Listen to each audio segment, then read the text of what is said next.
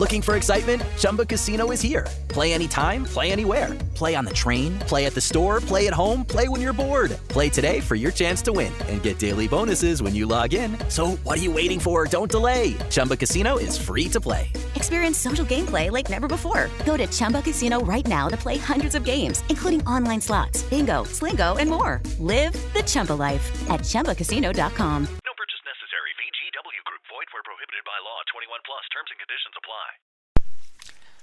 All right, guys. This is a little bit different. If you guys have listened for any length of time, you'll know that for a while now on Fridays I've been putting out TAC Reloads, Gunfighter Classics, whatever you want to call them.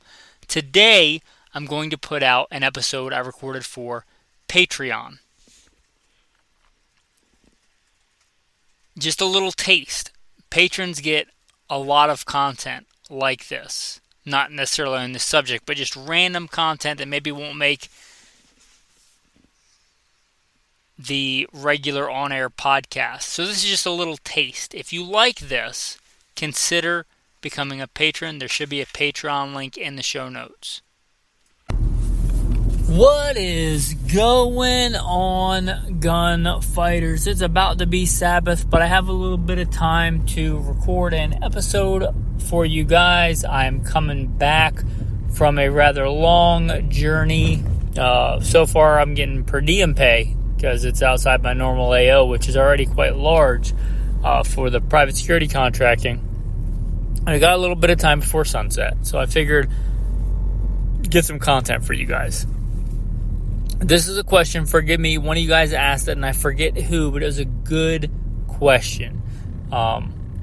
And please, guys, if I ask for questions, it's because I want questions. Don't think like you're bugging me if you ask questions. And forgive me sometimes if I'm a little bit harsh, but I got to remember that, like, I didn't pop out of my mom with a pistol in my hand and you know, a plate carrier. We all learn stuff along the way.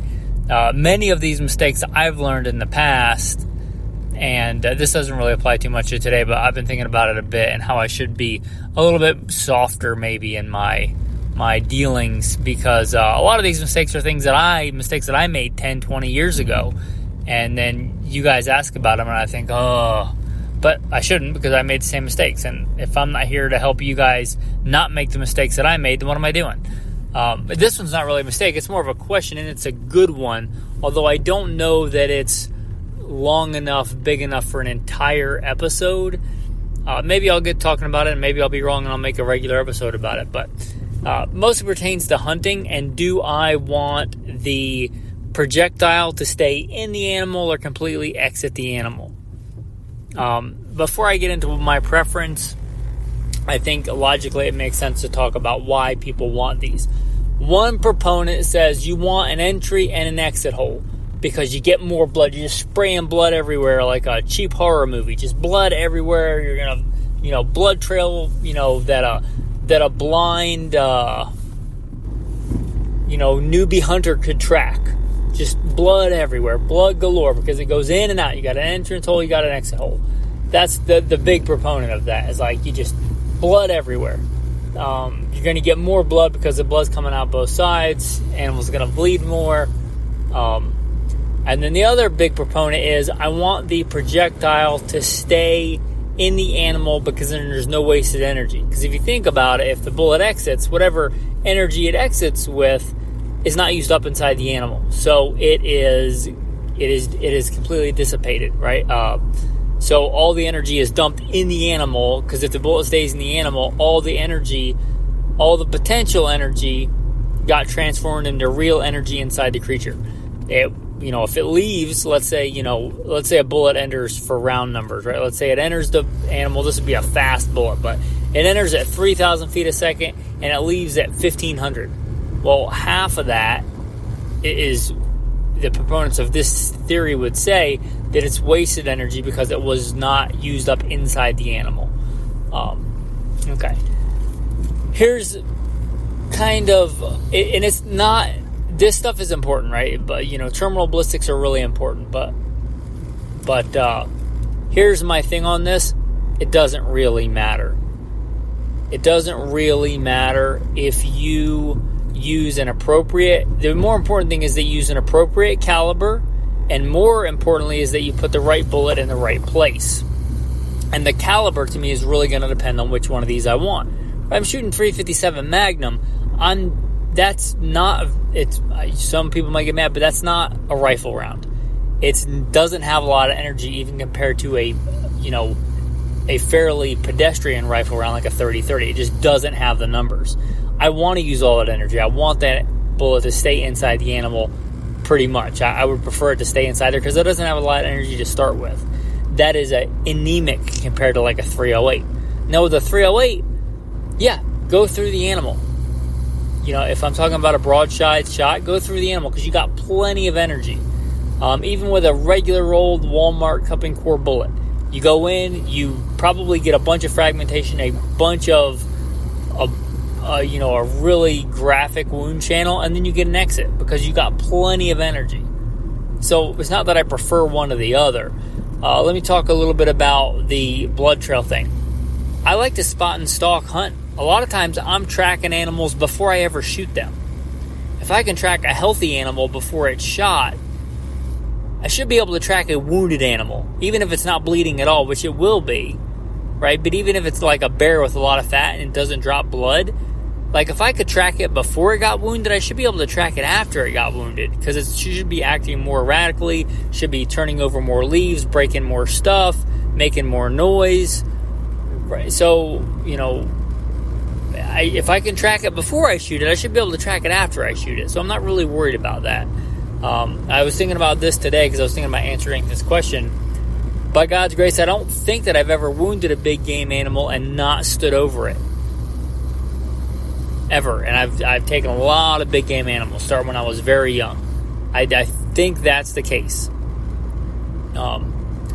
So I think that's really overblown. Now, I think a lot of people don't have a lot of field craft and they are concerned about this. I mean, there's a scale of hunting. Like if you sit in a tree stand over a corn pile and you just have a rifle and you shoot a deer, maybe you don't have much field craft at all. And I'm not putting that down. If that's how you want to feed your family, that's better than buying meat wrapped in cellophane at Walmart. But maybe you don't have any field craft. Maybe you have no idea how to track anything because you're literally sitting on a stand waiting for a deer to walk in front of you and then you shoot at it or shoot it. Maybe you don't have a lot of field craft, but that's part of it, right? You should have the field craft to track an animal before and after it's wounded. So I'm not really concerned about it, right? If I'm using an appropriate caliber with the bullet in the right place, doesn't really matter. I've taken many an animal with both ways. I've taken many an animal where the bullet stays in and gets stuck, on the far side hide, which proponents of that are like it's the best. And I've taken plenty of animals where the bullet went straight through. I don't think it matters. Use an appropriate bullet construction and put it in the right place. Again, if you're using a 308, it's probably going to exit. Using a 30-06, it's probably going to exit a white-tailed deer. It should if you're using, again, a proper bullet construction. If you're using a 38 special, it's you probably don't want it to exit because you're not dealing with a lot of energy there to begin with.